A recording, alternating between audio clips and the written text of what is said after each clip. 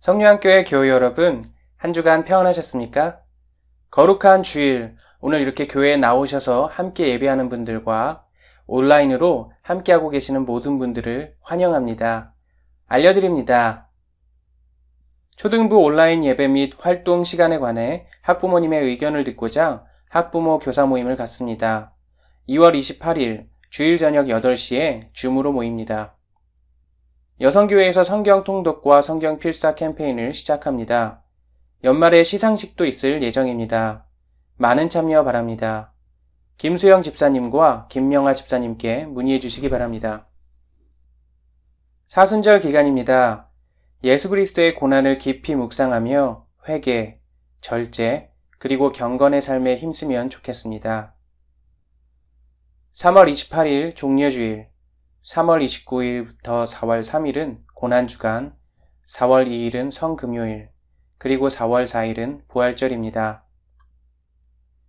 이제 마음과 정성을 다해 함께 하나님을 예배하겠습니다. 하나님, 이 시간 우리가 드리는 마음의 고백과 입술의 고백을 기쁘게 받아 주시옵소서. 이 시간 우리 모두에게 하나님의 크신 사랑과 은혜로 함께하여 주시옵소서.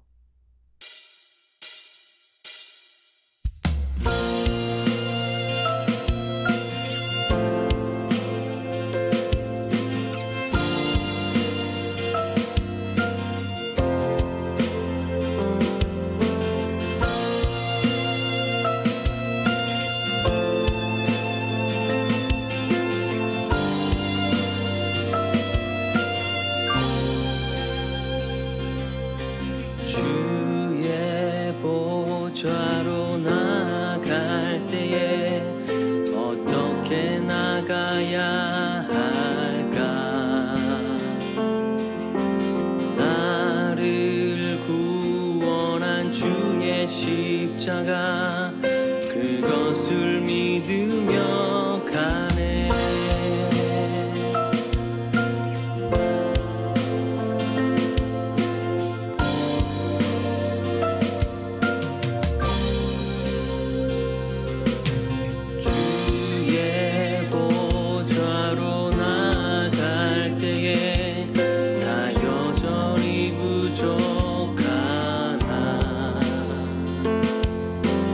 나를 품으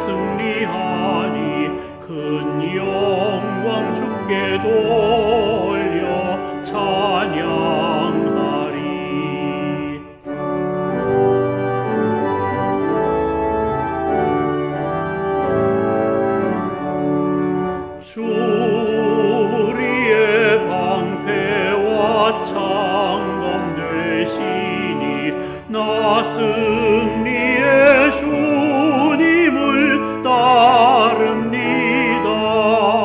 큰 환난을 당할 때 늘 도우시니 승전가 높이 불러 찬양하리.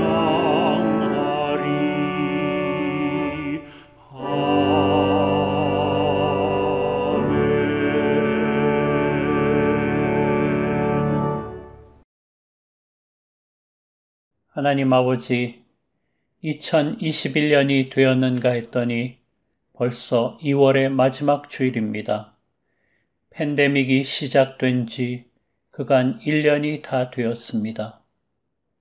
하나님 아버지, 코로나19가 우리에게서 많은 것을 앗아갔지만 반면에 우리 삶의 많은 것들을 소중하게 느낄 수 있게 해주었습니다. 긴 터널 속에서 이제는 거의 터널 끝을 보며 가고 있지만 아직도 변이 바이러스로 인한 큰 두려움이 우리에게 남아 있습니다. 우리가 그냥 당연하다고 느꼈던 평범했던 일상생활들이 이렇게 귀하게 느껴진 적이 예전엔 전혀 없었습니다.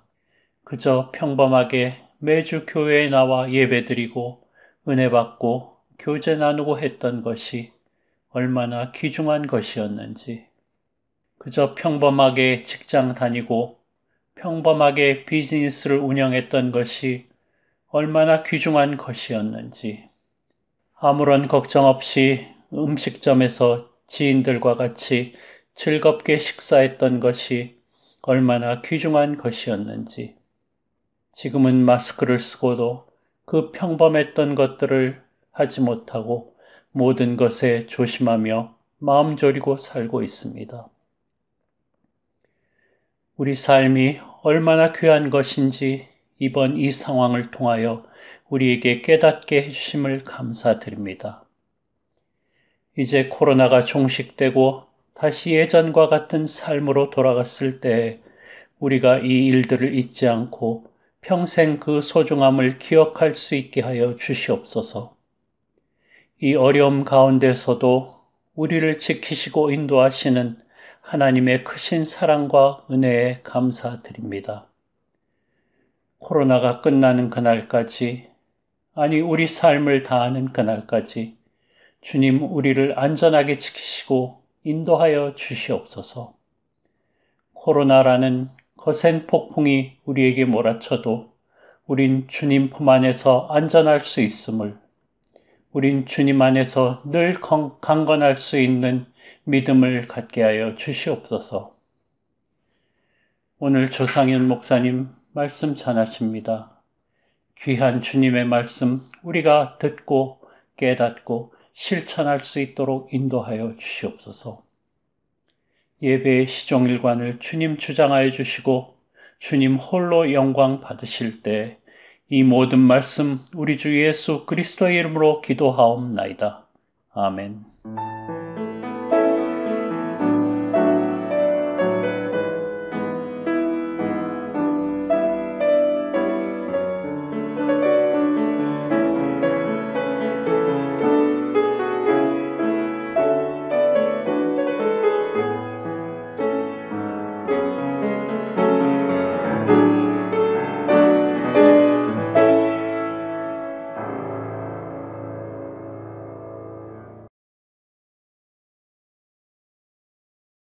Today's scripture is John chapter 6, verse 35. Jesus said to them, I am the bread of life. Whoever comes to me shall not hunger, and whoever believes in me shall never thirst. The word of the Lord.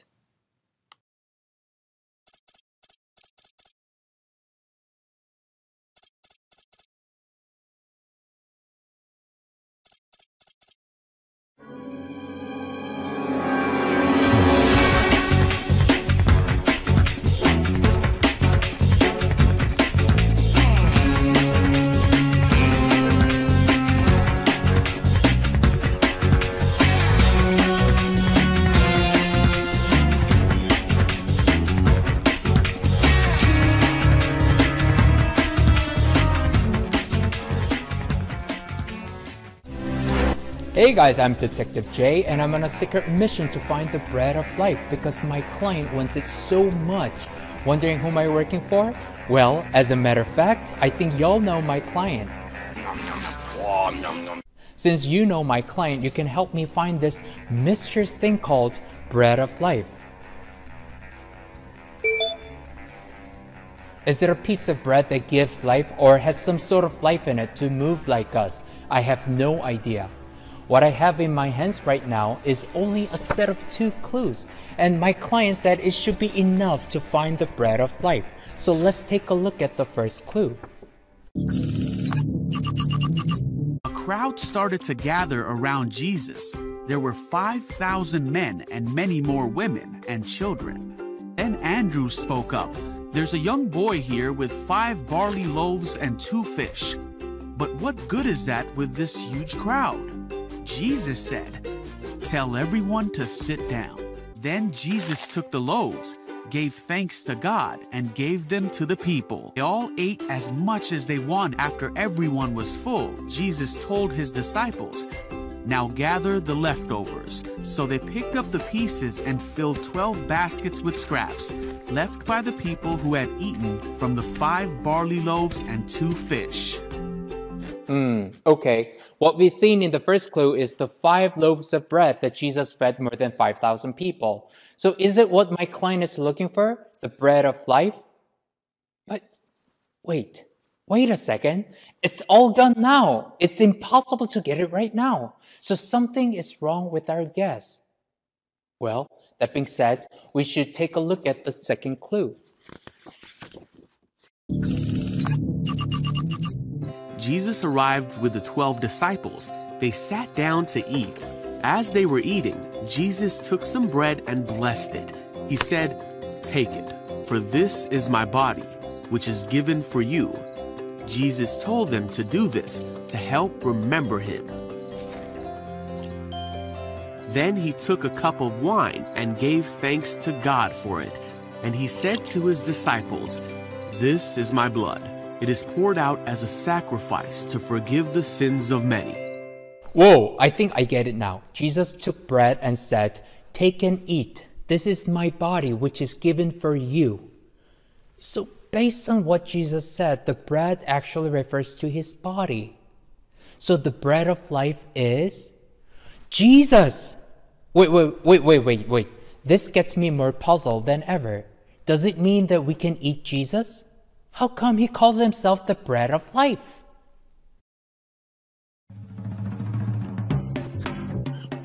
Let's have some moment to think a little bit more about the 2 clues. So here's what I think. There is some sort of pattern in what Jesus did in both stories. Jesus took bread and gave thanks to God. Then he broke the bread and gave it to people. In the first story, Jesus breaks what he has in order to share with other people. Well, think about it. He could have the 5 loaves of bread all by himself, but he chose to break and share for those who are hungry. His sacrifice makes him able to feed more than 5,000 people there. In the second story, Jesus breaks bread again to show that he is going to break his own body, meaning sacrifices himself on the cross to rescue people from sin and make them live a new life with God. These 2 stories point to the same message. Jesus is like bread that is broken and shared with us through his sacrifice. And just like bread, I mean the real bread that we eat to live. Jesus is what gives us life. He makes us to continue living because he knows what we need, because he feeds us and nurtures us with his love and care, and because he teaches us how to live. Jesus is essential to us, and for this reason, he is the bread of life. Without him, we can't survive. Last week, we learned about how Jesus invites us to walk on the same path that he walked, and it means that we can be the bread of life too for our family and friends by following Jesus. This week, you first try to remember what you're thankful for and give thanks to God. And because you know everything comes from God, you break what you have and share with your family and friends. It doesn't have to be big. Think about your favorite snack, for example. You give thanks to God for giving you this delicious snack and share it with your brothers and sisters and even with your friends. In this way, you are not just sharing your favorite snack, but a piece of love that Jesus has first given to us. But wait a second. This will make us the bread of life, the very thing my client is looking for. Oh no! Run! Flee! Flee for life! Before we run away, I guess we should have a short prayer. Let us pray. Dear Father, thank you for giving us Jesus, the bread of life. Help us remember what he did in his life and help us do the same, always giving thanks to you and sharing what we have with others. This we pray in Jesus' name. Amen. Now, off you go. Run, run again.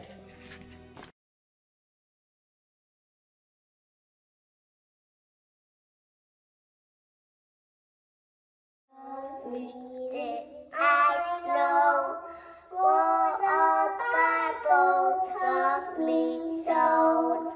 With the water can be low.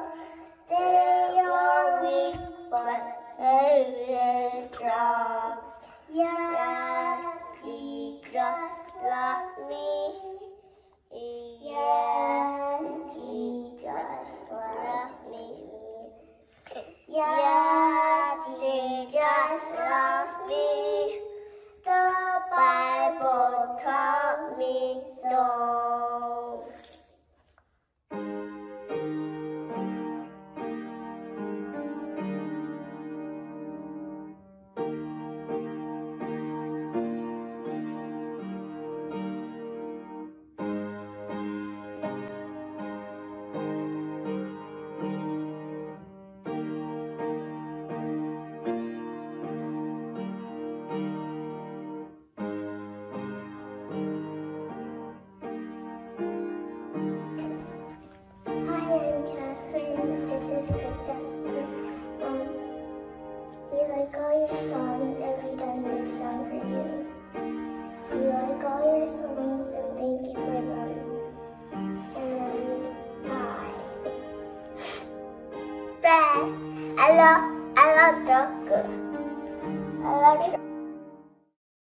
여러분 안녕하십니까? 지난 한 주간 동안 편안히 지내셨습니까?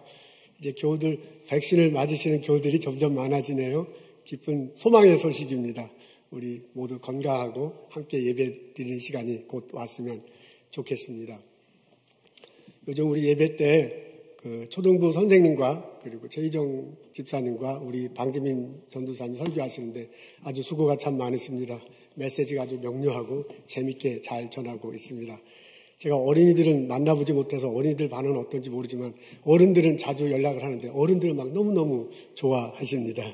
우리 방지민 전도사님과 최희정 집사님 수고가 많습니다. 제가 듣기로는 오늘 저녁 8시에 학부모 회의가 있다는데 여러분 학부모 되시는 분들 꼭 참석해 주셔서 우리 고맙다고 좀 표시도 해주고 격려해 주시고 그것도 무엇을 논의하는지는 모르지만 같이 이렇게 논의해서 좋은 결과가 있었으면 참 좋겠습니다. 우리 어른들 예배 시간에 소개하지는 않지만은 유아부도 그 마재 전도사님과 선생님들이 애써서 이 예배 동영상을 만들고 유아부 어린이들과 함께 예배 드리고 있습니다.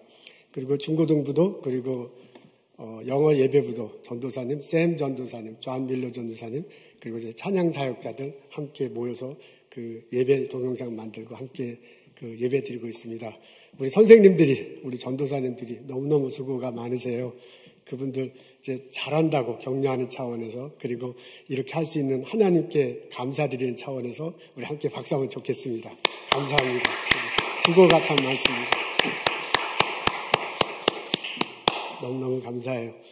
이런 분들과 함께 일할 수 있어서 저는 참 행복합니다. 오늘 저희들이 읽을 말씀은 마가복음 8장 33절부터 35절에 있는 말씀입니다.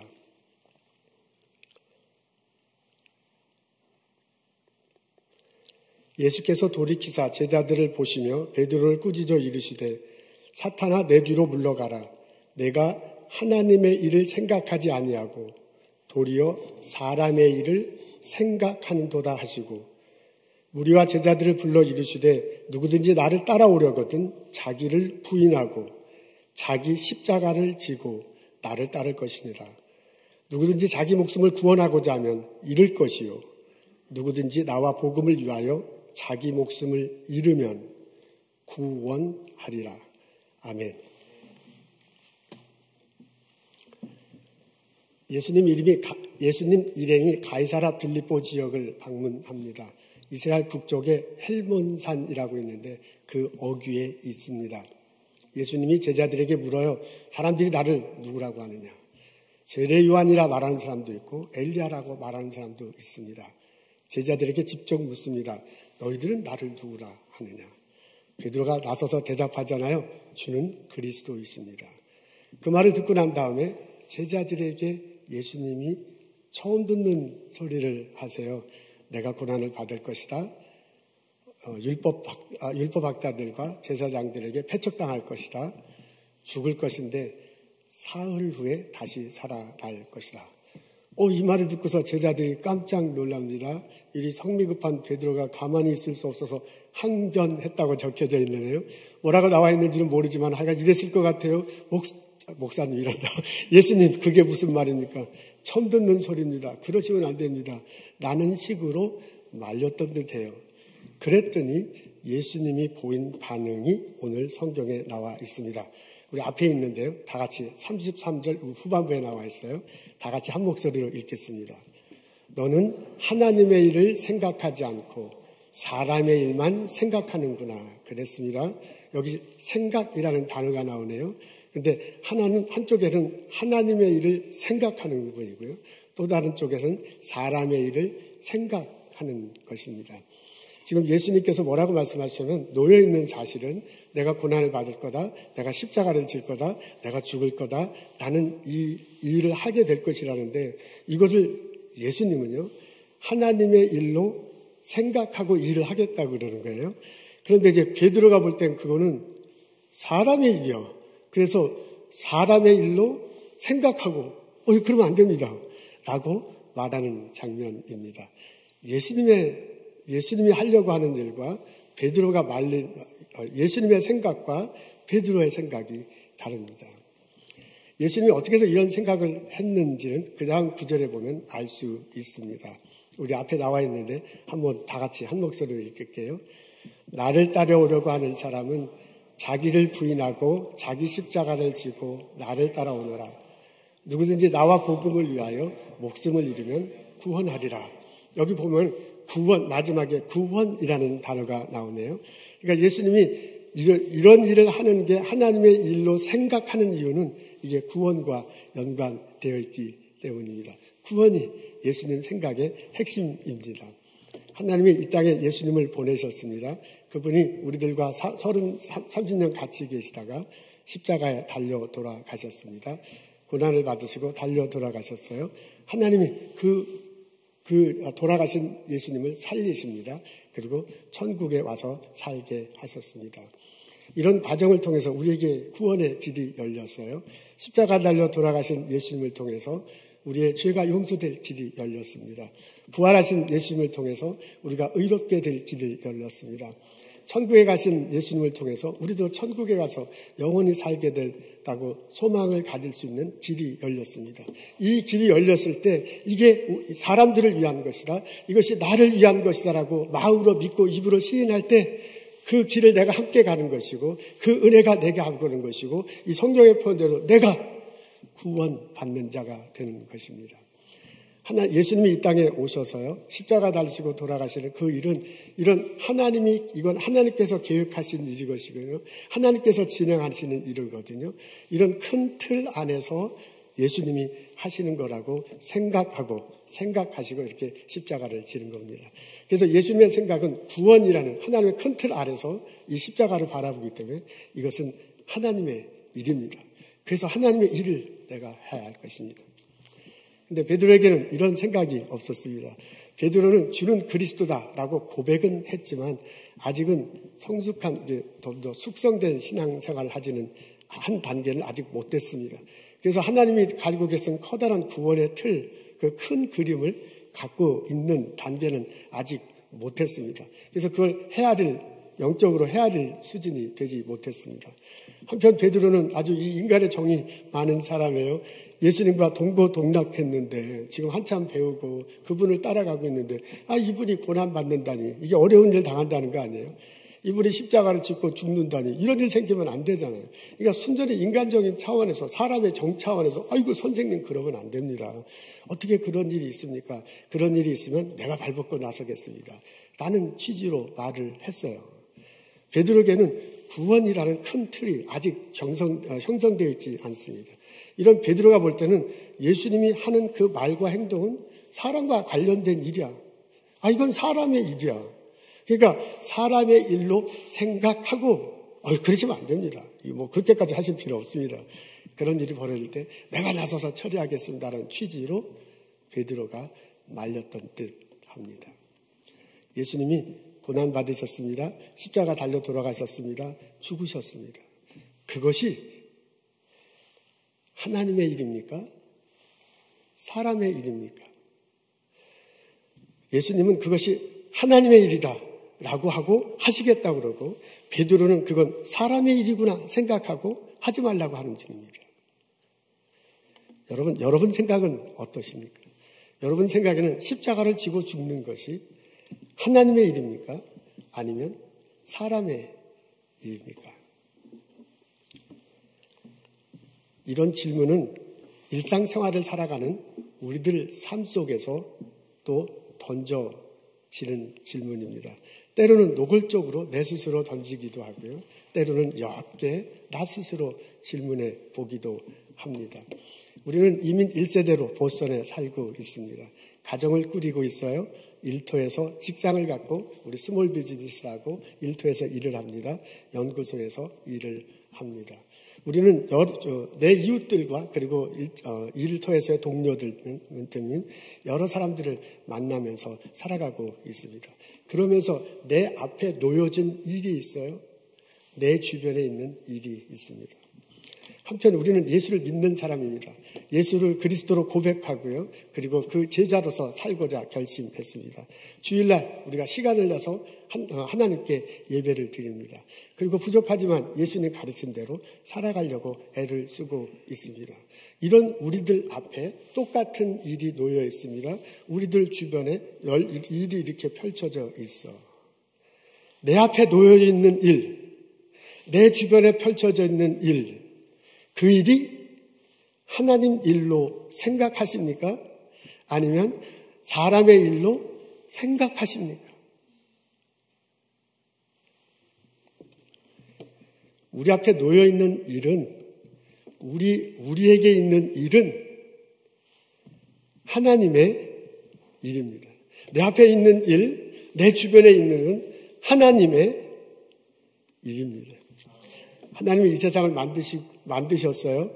이 세상의 모든 것들을 만드시고 인간을 창조하셨잖아요. 그리고 사람들에게 생육하고 번성하라, 다스리라, 정복하라 라고 말씀하셨습니다.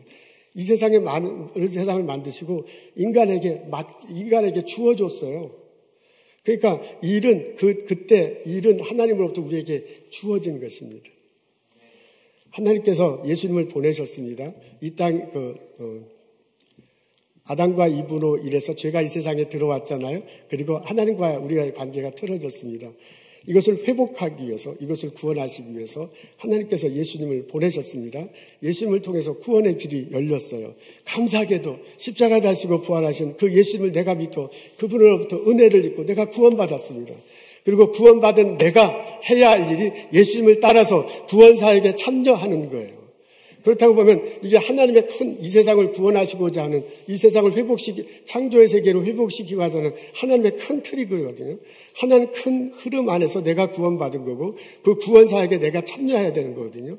그런 신앙적인 이원에서 볼 때는 내 앞에 놓여진 일은 맡겨진 일이야.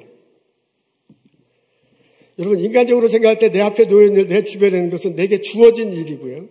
그리고 구원받은 자로서 내 앞에 놓여있는 일은, 내 주변에 있는 일은 내게 맡겨진 일입니다. 그런 점에서 우리 주변에, 내 주변에 있는 모든 일은 다 하나님의 일입니다. 여러분, 이 일에 있어서 정도의 차이는 있을 수 정도의 차이는 있을 수 있습니다. 어떤 일들은 정도의 차이가 있을 수 있고 농도의 차이가 있을 수 있습니다. 어떤 일들은 정도의 차이가 있을 수 있어요.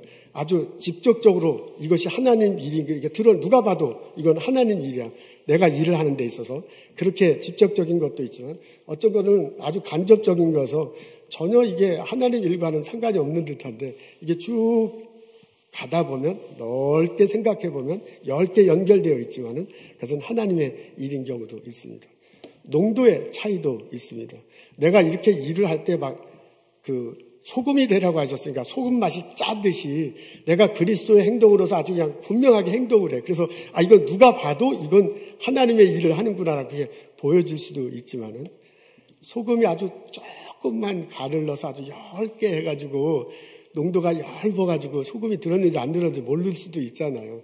그런 식으로 내가 그리스도인으로 살아가는데 그게 아주 농도가 옅어가지고 이게 지금 그리스도인으로 삶을 살아가고 하나님의 일을 하는구나 이렇게 잘 못 느껴질 수도 있기도 해요. 정도의 차이는 있어. 정도의 차이도 있고요. 농도의 차이도 있지만은 그냥 분명한 것은 내게 주어진 모든 일들이 다 하나님 일이라는 것입니다. 그래서 바울이 말하기를 만물이 주에게로부터 나오고 주로 말미암고 주에게로 돌아가리라. 아멘 할렐루야. 이 깨달음이 우리 모두에게 있기를 주님의 이름으로 기도합니다. 내 앞에 놓여져 있는 일은 내 주변에 있는 일은 하나님께서 내게 허락하신 하나님께서 신앙 안에서 내게 맡기신 하나님의 일입니다. 이 깨달음과 이 고백이 우리들 모두에게 있기를 주님의 이름으로 기도합니다. 아멘. 이렇게 내 앞에 놓여진 일이 하나님 일이라고 고백한다면 내 주변에 있는 일이 하나님께서 맡겨주신 하나님의 일이라고 내가 믿고 살아간다면 오늘 예수님이 알려주신 마음가짐과 예수님이 보여주신 태도로 우리가 그 하나님 일을 해야 할 것입니다. 예수님이 말씀하신 건 세 가지로 요약할 수 있습니다. 자기를 부인하라, 자기 십자가를 지라, 자기가 죽으라 라는 그런 내용입니다. 자기를 부인해라, 자기 십자가를 지라, 자기 목숨을 내어놓으라 라는 마음가짐을 가지고 이런 태도를 가지고 우리들 삶을 살아가라고 요청하고 있습니다. 여러분 이것을 이제 우리들 일하는데 사람들과의 관계 속에서 일하는데 이게 이제 나타날 수 있거든요. 근데 이게 어느 게 사람의 일이고 하나님의 일이라는 것을 칼로 두 배듯이 이렇게 쫙 잘라서 말하기 참 어렵지만은 그래도 우리가 이해도를 높이기 위해서 이렇게 구분해서 말하자면 이렇습니다. 우리가 일을 할 때 이제 처음 어떻게 보면 자기를 부인하는 건 처음 단계고 십자가를 지는 것은 일을 해가는 프로세스 중간에 단계고 목숨을 버리는 건 이제 결과로 이렇게 볼 수 있거든요. 이해를 높이기 위해서 말하자면 그렇게 할 수 있다 말입니다. 이게 딱 분석되기는 어렵지만은. 근데 이제 직장에서 일을 할 때 혹은 내가 어떤 일을 꾸밀 때 처음 일을 시작할 때 이게 사람의 일로 생각한다면 자기를 부인할 필요가 없어요. 이건 사람의 일이니까 자기를 긍정해야 돼. 자기를 주장해야 돼. 이건 내 일이잖아요. 그러니까 이거 내 일이고 사람의 일인데 내가 잘 아는 거야. 내 이때까지 머리가 있는데 내가 한 경험이 있는데 내 지식이 있는데 내 네트워크가 있거든요. 그 안에서 뻔하잖아. 이건 이렇게 앞뒤가 이래서 이렇게 돌아가는 거야. 이게 사람의 일로 생각하면 자기의 경험을 내가 주장하면서 이 일을 처음 시작할 수 있습니다. 근데 이게 만일 하나님 일이라고 생각하면 똑같은 일인데 하나님 일이라고 생각한다면 그때는 자기를 주장하면 안 되겠죠. 자기를 부인하고 하나님의 뜻을 물어봐야 돼. 하나님의 계획하심은 무엇일까? 하나님의 인도하심은 무엇일까? 하나님의 방법은 어떻게 하는 것인가? 하나님이 이 일을 통해서 어떤 일이 벌어지길 원하는가? 자기를 부인하고 하나님의 뜻을 구하게 될 것입니다. 처음 일을 시작할 때 그렇게 될 거예요. 여러분 점점 일을 해나가는 과정 중에 프로세스 중에 내가 이게 사람의 일로 생각한다면 내가 십자가 안 져.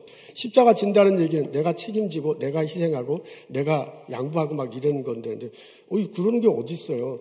이거는 사람의 일이기야. 다른 말해서 내 이익을 추구해서 일하는 것이기 때문에 같은 일을 놓을 때 좀 나는 여유 있게 하고 저 사람이 좀 힘들더라도 내가 여유 있는 게 좋아. 그렇잖아요. 그래서 일을 맡을 때 처음에는 협력한다고 일을 하지만 일을 해 나가면서요. 협력은 무슨 협력이야? 내가 좀 쉽게 하고 저 사람이 어렵게 되면 나는 쉽게 하는 거거든요. 그렇게 일을 하다가다 나중에 문제가 생기면 내 책임이 아니라 저 사람 책임이지 하고 저 사람 책임이 내 책임이 아니고 회피할 수 있습니다. 나중에 비난을 받을 때 나는 비난을 안 받아도 저 사람 잘못이야 하고 비난을 저쪽으로 옮기는 거예요. 책임과 희생을 안 하는 거야. 십자가 내가 안 져, 일하는 데 있어서. 근데 이게 하나님의 일이라고 생각하고 내가 예수님의 제자로서 일을 한다고 생각하면 십자가를 내가 지는 거야. 협력한다고 하면서도 상대방이 일을 잘 안 할 때 내가 내 일을 묵묵히 감수하죠. 내가 희생하죠. 내가 양보하죠. 내가 그래도 좀 손해를 보면서 어떻게든 일을 해나가는 거야. 그러니까 같은 일을 할 때 예수를 믿는 사람으로서 하나님의 일로 생각한다면 똑같은 일을 할 때 십자가를 지는 마음으로 일을 하는 거예요. 그 일을 하는 과정 중에. 근데 똑같은 일이지만은 사람의 일로 생각한다면 내 이익만 챙기면 되거든요. 무슨 십자가를 져. 십자가는 제가 쥐고 나는 십자가를 벗으면서 일을 하는 거예요. 그런 식으로 얘기합니다. 일의 결과에 대해서도 대하는 태도는 많은 다를 겁니다. 이게 만일 사람의 일로 생각했다면 내가 해서 이거 얻은 결과거든요. 그 결과는 내가 많이 가져야 돼. 그 결과에 대한 박수는 내가 받아야 돼. 그 결과에 대한 영광은 내가 누려야 돼. 그래서 내가 생각한 만큼 이렇게 가졌으면, 내가 박수 받았으면, 내가 영광 받았으면 해피한데, 사람 일이 그래요. 남의 떡이 더 커 보이는 거야. 이거 나는 내가 이만큼 수고했는데 왜 쟤는 많이 갖고 내가 적게 가졌는가. 비교할 수밖에 없어. 그래서 그 사람을 내 것을 좀 더 가지려고 해요. 뺏으려고 해요. 나중에 저 사람 죽어도 괜찮아. 이건 내 일이니까 내가 누려야 돼. 내가 박수 받아야 돼. 내가 영광 누려야 되는 심정으로 살아가다 보면요. 저 사람 죽는 거 괜찮아. 내가 살아야지. 저 사람 죽어도 뭐 상관없잖아. 근데 같은 일을 하더라도 이게 하나님의 일이라고 생각한다면, 그래서 처음부터 나를 부인하고 하나님의 뜻을 세웠고요.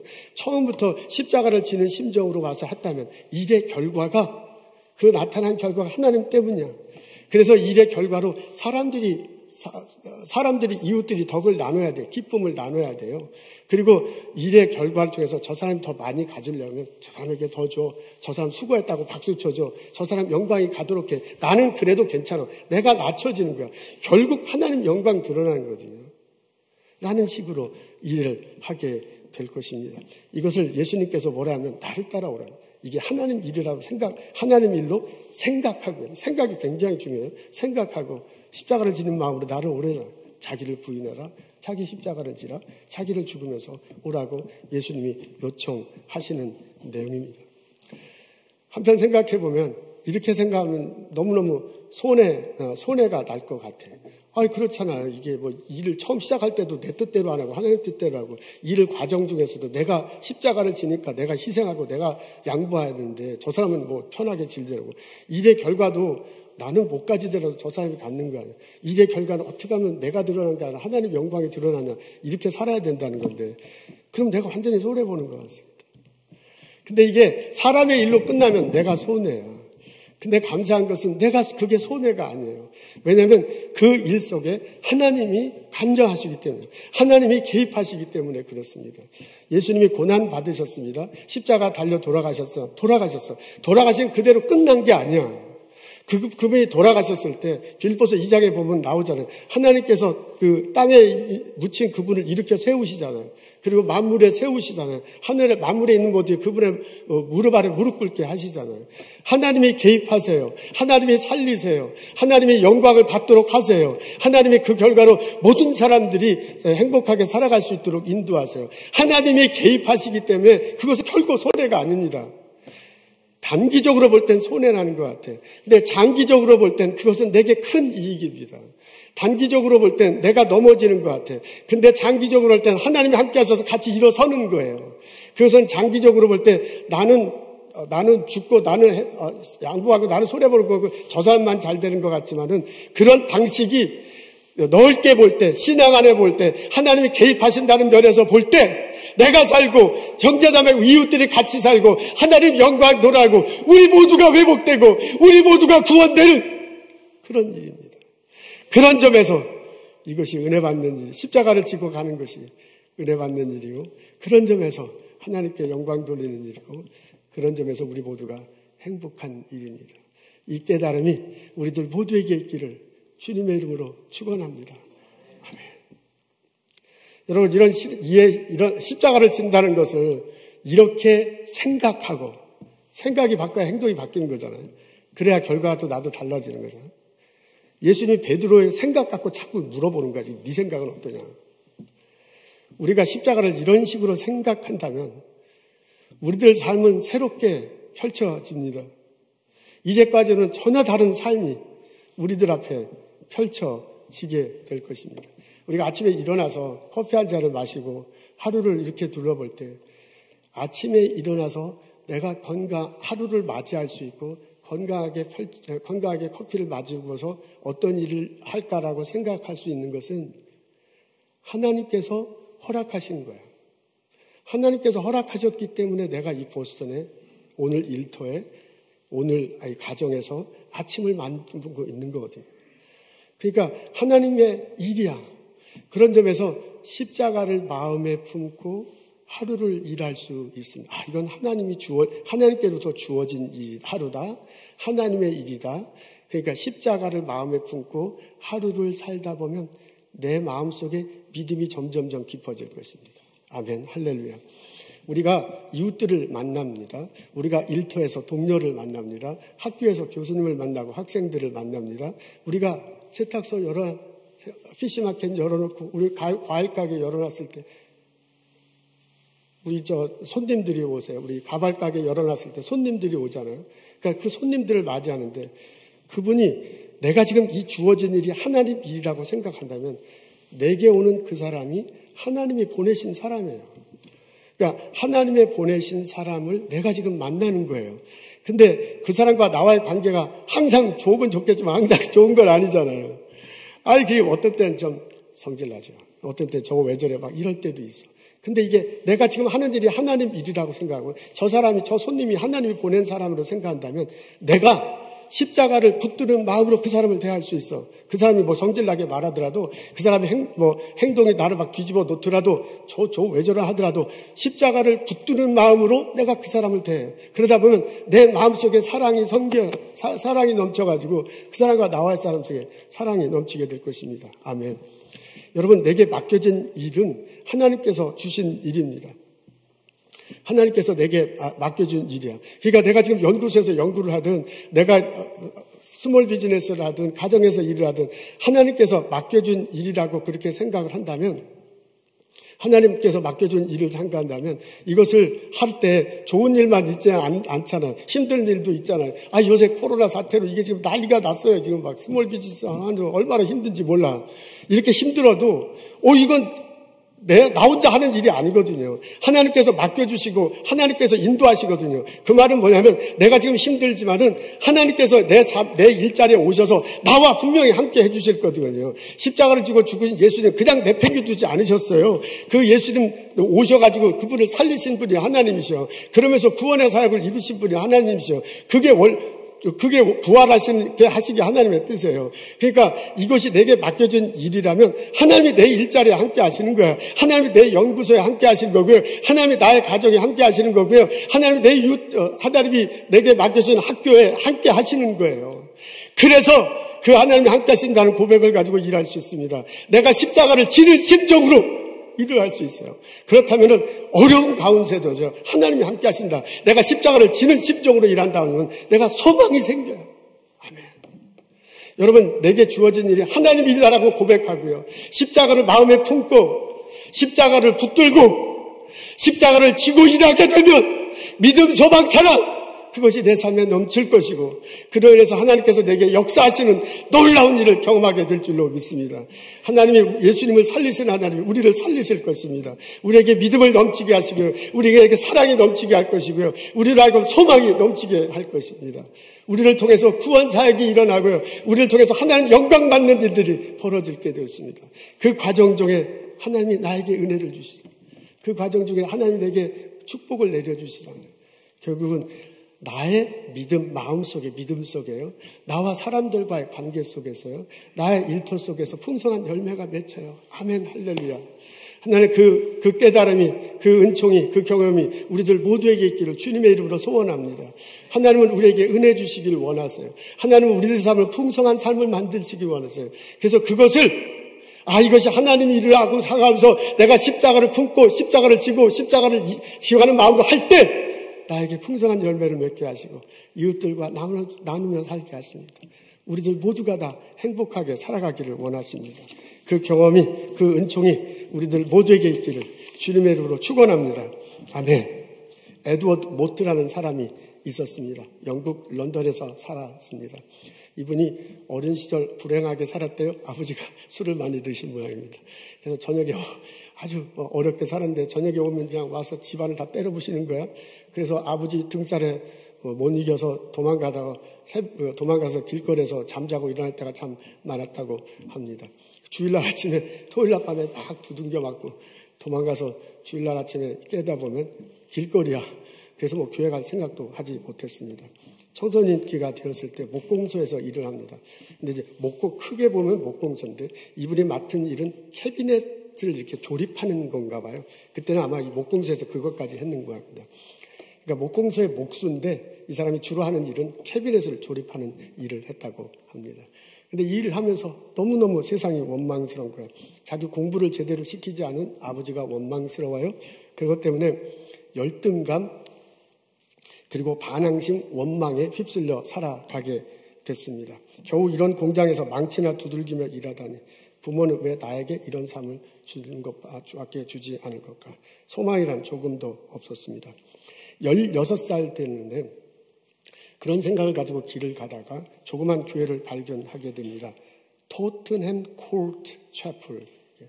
토트햄 코트 채플. 제가 발음이 시원찮아가지고 1834년이라는데 16살 살 때 그런 생각을 가지고 길을 가다 그 교회를 발견했어요.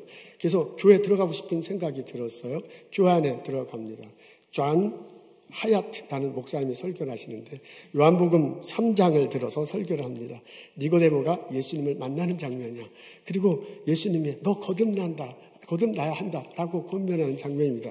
그 얘기를 듣고서요. 그것을 보고서요. 이 마음이 뜨거워졌습니다. 그래. 난 맨날 불평하고 아버지 원망만 하고 이러고 살았는데 나도 좀 거듭나야 나도 좀 변해야 된다. 나도 좀 새 사람이 됐으면 좋겠다는 그런 마음이 자기도 모르게 막 이렇게 생겨나더래요. 그때 성령께서 역사하십니다. 그 마음을 일어나게 하시고 그 마음을 터치하게 하셔서 그래서 그 목사님 설교를 듣는데 자기도 모르게 예수님의 말씀이 그냥 내게 하는 말씀이라고 그렇게 들리더래요. 그리고 예수님이 십자가 다시고 부활하셨다는 말이 정말 믿어지더래요. 그래서 나도 예수님 믿습니다라고 고백하고요. 나는 이제 예수님이 내 안에 예수님이 성령의 모습으로 내 안에 계십니다라고 고백하고요. 나는 이제 거듭났습니다라고 그 자리에서 고백하고요. 새 사람 된 삶을 살겠다라고 결심하게 됐습니다. 아멘. 그 다음 날부터 이 사람 삶이 완전히 달라집니다.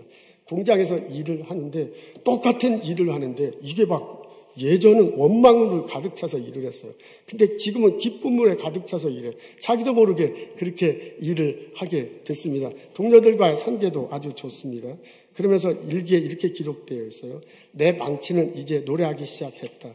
내 망치는 이제 춤을 춘다. 그리고 내 눈동자가 생기가 돌고 내 마음속에는 생수가 솟는다.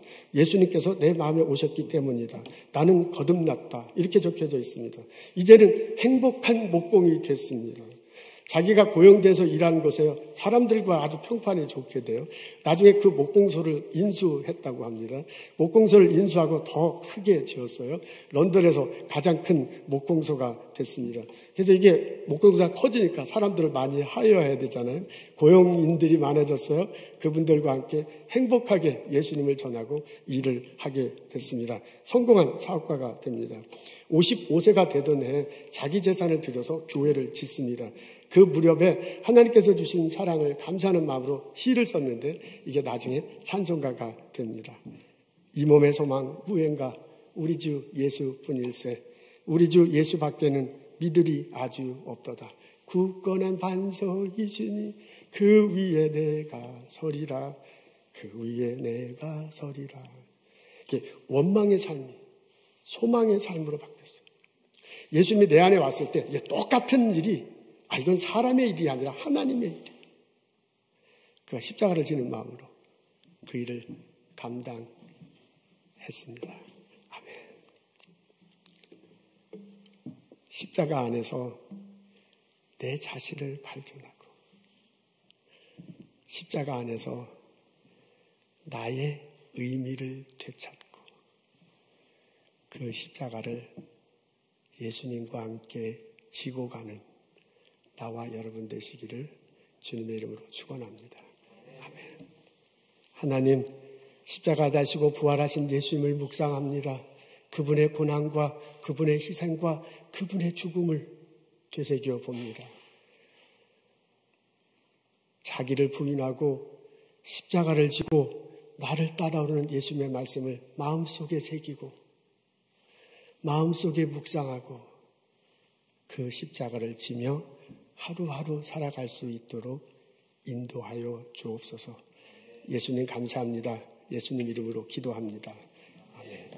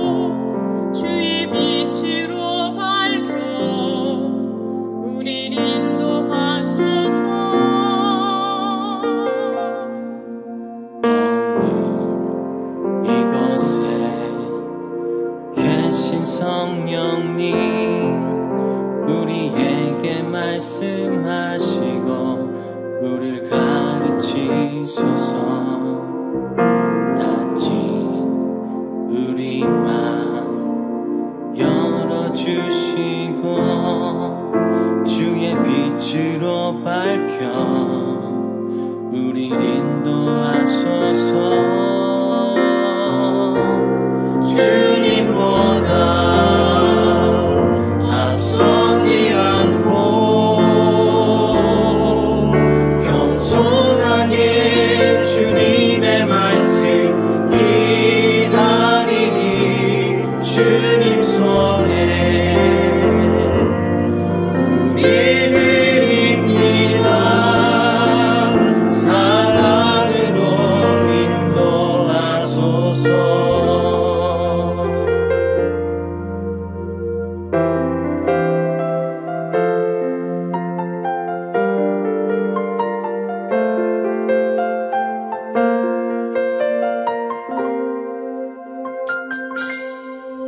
오늘 이곳에 계신 성령님 우리에게 말씀하시고 우리를 가르치소서. 같이 우리 맘 열어주시고 주의 빛으로 밝혀 우리 인도하소서. 주님보다 앞서지 않고 겸손하게 주님의 말씀 기다리니 주님 손에 우리 드립니다. 사랑으로 인도하소서.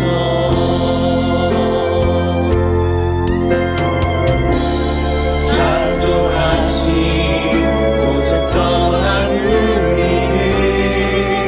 예수님 함께 빚으소서.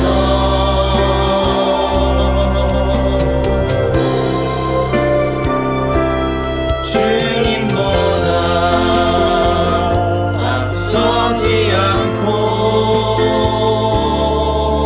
겸손하게 주님의 말씀 기다리니 주님 손에 우리 드립니다. 사랑으로 인도하소서. 사랑으로 인도하소서.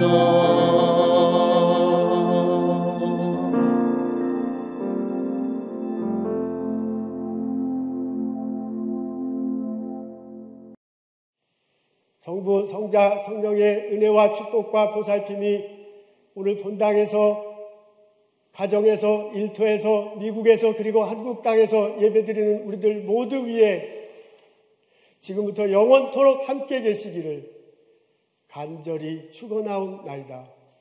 아멘.